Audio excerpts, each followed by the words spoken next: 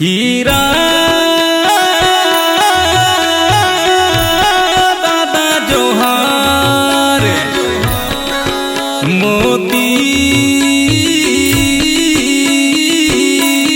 रामन जोहार, गोंडेवाना राज लाभो, गोंडेवाना राज लाभो, गोंडेवाना राज लाभो, गोंडेवाना राज लाभो।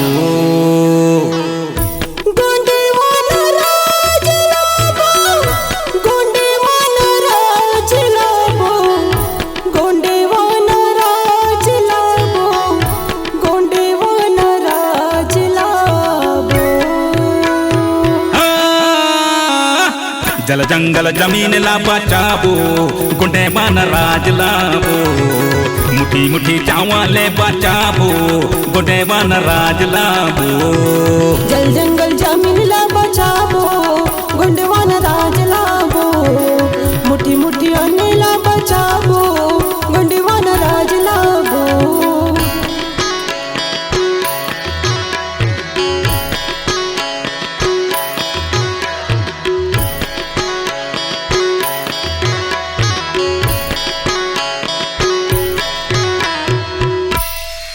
बीरेसा मुन्ना जोहार, बीर नारायण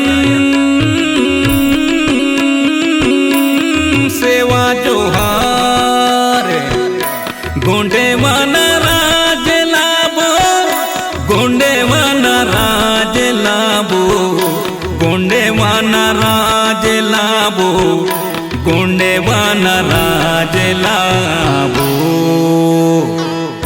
गोंडेवाना राज लाभो, गोंडेवाना राज लाभो, गोंडेवाना राज लाभो, गोंडेवाना राज लाभो। गोंडेवाना गोटुले बनावो, गोंडेवाना राज लाभो, गोंडेवाना स्कूल चलावो, गोंडेवाना राज लाभो। गोंडेवाना गोटुले बनावो, गोंडेवाना राज लाभो, गोंडेवाना स्कूल चलावो, गोंडेवाना राज लाभो।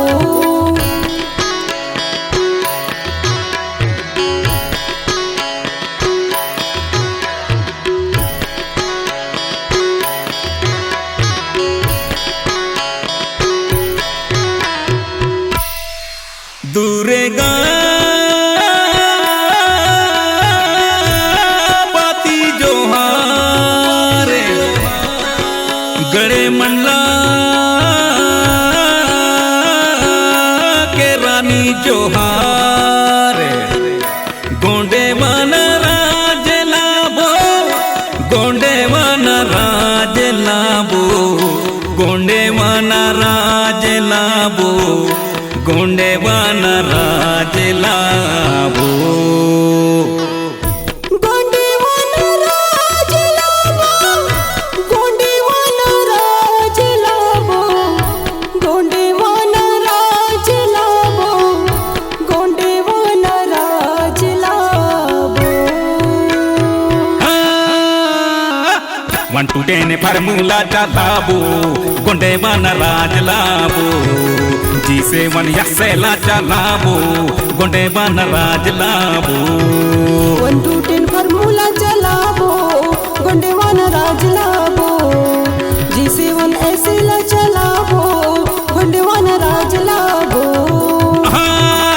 750 ला जगावो, गोंडेवाना राज लाभो, जैसे वा जोहारे बोलावो, गोंडेवाना राज लाभो।